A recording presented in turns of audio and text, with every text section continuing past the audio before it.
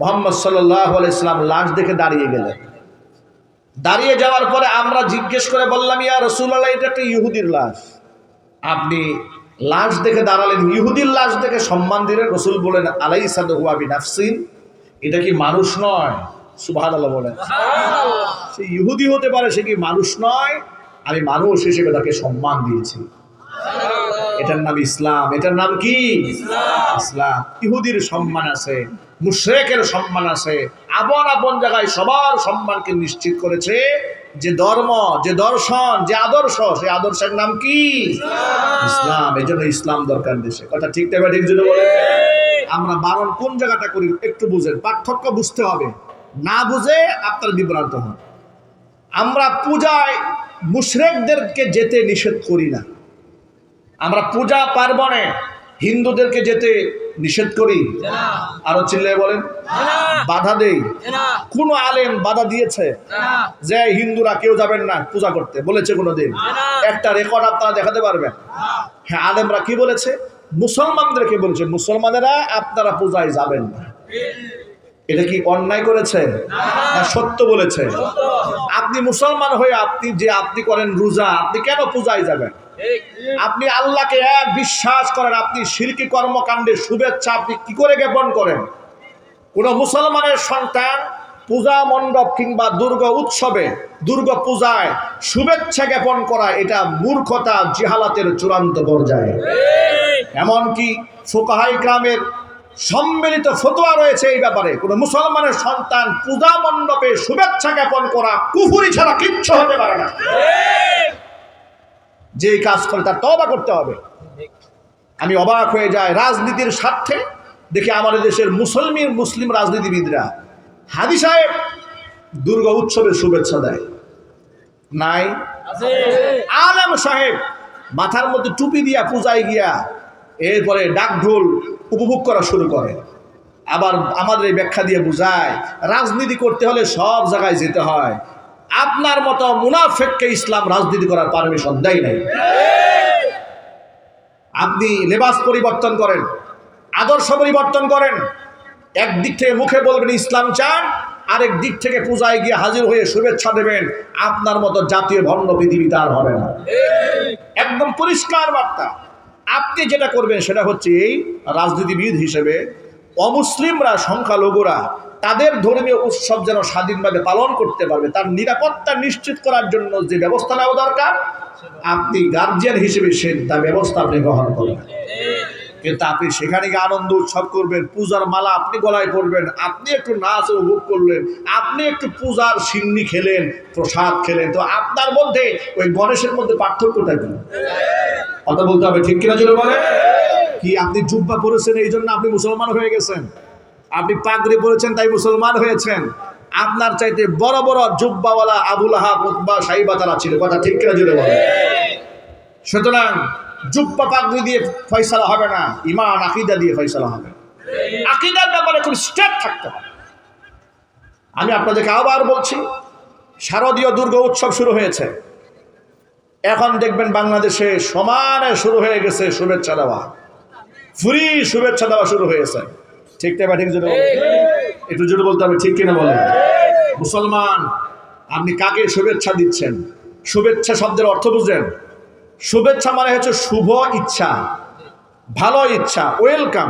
এর মানে আপনি এক আল্লাহকে বিশ্বাস করার পরে ওরা এক আল্লাহ হিসেবে বিশ্বাস না করে 33 কোটি দেবতা মেনে রবের সাথে পৃথিবীর নিকৃষ্ট বিরুদ্ধাচরণ শিরিক করছে, আর আপনি এটাকে বলেন শুভ ইচ্ছা, মোস্ট ওয়েলকাম, আপনি ভালো করে চালায় যান কাম।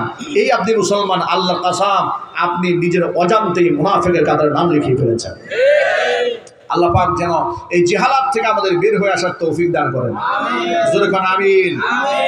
প্রিয় ভাইয়েরা, আমার কষ্ট হচ্ছে আপনাদের, ছোট্ট কয়েকটা কথা বলবে, বয়ান সেই দিকে নিয়ে যাবে ইনশাআল্লাহ। প্রিয় বন্ধুগণ আমার, তাহলে অমুসলিমদের অধিকারের কথা কোরআনে আছে না নাই? জোরে বলেন। জোর করে আপনি ইসলাম অন্যের উপর চাপিয়ে দিতে পারবেন না, তবে মুসলমানদের উপর ইসলামের বিধান অবশ্যই চাপিয়ে দিতে হবে। বাংলাদেশের জনৈক রাজনীতিবিদকে প্রশ্ন করা হয়েছে, আপনারা ক্ষমতায় গেলে আপনারা কি নারীদের উপর বোরকা বাধ্যতামূলক করবেন না? তিনি বললেন না, আমরা বোরকা বাধ্যতামূলক করব না, এটা তিনি ভুল বলেছেন। তার বলা উচিত ছিল যে অবশ্য আমরা ইসলাম যদি আমরা কায়েম করতে পারি, অন্তপক্ষে মুসলিম নারীদের জন্য বোরকা আমরা বাধ্যতামূলক করবই করব। এটা হচ্ছে সঠিক অ্যান্সার, যে মুসলিম মেয়েদের জন্য বোরকাকে আমরা বাধ্যতামূলক করব, কিন্তু অমুসলিমদের জন্য আমরা বাধ্যতামূলক করব না। আমরা তাদেরকে তাদের ধর্ম পালনের স্বাধীনতা দেব। কথা ঠিক কিনা বলেন? অতি মানবিক হতে যাবেন না, বেশি সুশীলগিরি করতে যাবেন না। ইসলাম যে সুশীলগিরি শিখিয়েছে, ইসলাম যে ব্যালেন্স করেছে, ইনসাফ শিখিয়েছে, ইসলামের উপরে বেশি ইনসাফ যে দেখাতে যাবে, সেই তার নিজের উপর জুলুম করবে, গোটা মানব সম্পদের উপর জুলুম করবে। ইসলাম আপনি মানতে হবে, এটা আপনার বাপ দাদার দাবি নয় যে আপনি যা খুশি তাই করবেন, একটু মানলেন একটু ছেড়ে দিলেন, কোনো সুযোগ নাই। যেই ব্যক্তি একবার পড়ে নিয়েছে লা ইলাহা ইল্লাল্লাহু মুহাম্মাদুর রাসূলুল্লাহ সাল্লাল্লাহু আলাইহি ওয়াসাল্লাম, তাকে পরিপূর্ণ ইসলামে দাখিল হতে হবে। এটা আমার ওয়ার্ডার নয়, এটা আল্লাহর ওয়ার্ডার। আল্লাহ পাক বলেন, ইয়া আইয়ুহাল্লাযীনা আমানু দুখুলু ফিস সিলমি কাফা ওয়া লা তাত্তাবিউ খুতুওয়াতিশ শাইতান ইন্নাশ শাইতানা লাকুম আদুউম মুবিন। হে ঈমানদারগণ, পরিপূর্ণ ইসলামে দাখিল হয়ে যাও, তোমরা শয়তানের পদাঙ্ক অনুসরণ করো না, নিশ্চয়ই শয়তান তোমাদের সুস্পষ্ট দুশমন। পরিপূর্ণ ইসলামে দাখিল হতে হবে। সুতরাং ইসলামে এখন আমি আপনাদের ছোট্ট প্রশ্ন করব, জবাব দেবেন। নামাজ পড়ি কার হুকুমে? রোজা রাখি কার হুকুমে? যাকাত দেয় কার হুকুমে? হজে যায় কার হুকুমে? জমিন কার? চিল্লায় বলেন, হুকুম চলবে কার? এখানে পেস্তা লাগছে। এই জমিনের মালিক কে? লোকেরা বলে সকল ক্ষমতার উৎস জনগণ। একটু জোরে বলে নাউজুবিল্লাহ। সকল ক্ষমতার উৎস কে? এই জমিনের মালিক কে? জমিনের মালিক আল্লাহ। ইনিল হুকমু ইল্লা লিল্লাহ ওয়ালিল্লাহি মিরাসুস সামাওয়াতি ওয়াল আরদ। আসমান এবং জমিনের একচ্ছত্র মালিকানা কার? জমিন কার?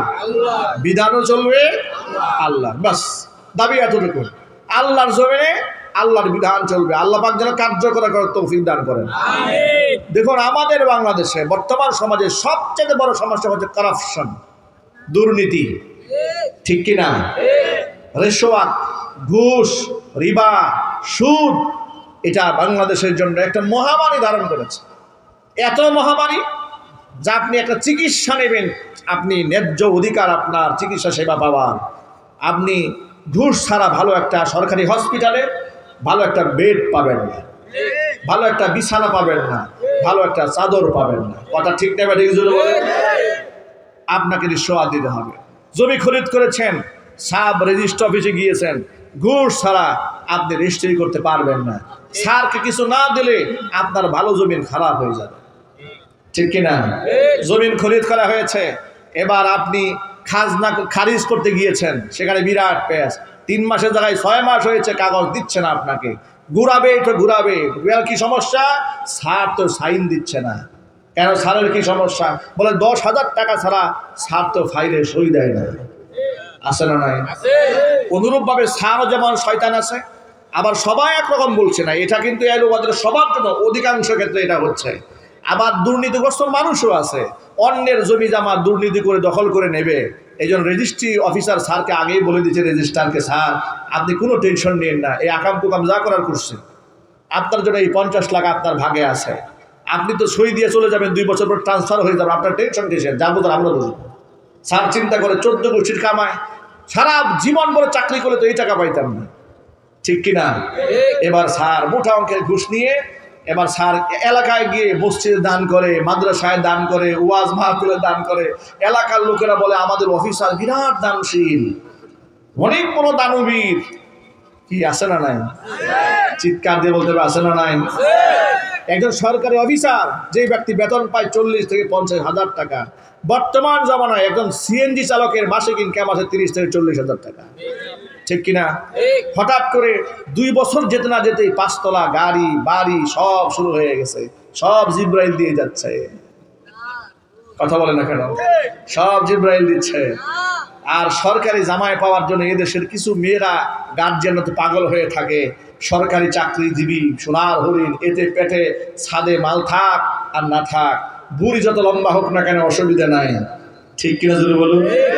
এবার লাল চান কিংবা কালা চান যাই হোক না কেন, নামাজ হোক আর বেনামাজ হোক, দেখার দরকার নাই। আমার মেয়ের জন্য একটা সোনার টুকরা জামাই পেয়েছি, বিরাট জামাই। কয় বেতন কত? কয় বেতন খুব একটা নাই, সরকারি চাকরি তো 22,000 টাকা, কিন্তু উপরি আছে অনেক। কথা বলে না কেন? বিরাট উপরি আছে, অনেক উপরি আছে। এত উপরি আছে যে উনি বেতন পাই 22,000 টাকা, 50,000 টাকার ফ্ল্যাটেই থাকে। বাস্তবতা এই সমাজে আছে না নাই? এই করাপশন, এই দুর্নীতি আপনি কেমনে বন্ধ করবেন? এগুলা বন্ধ করতে হলে খেলাফত প্রতিষ্ঠা করতে হবে।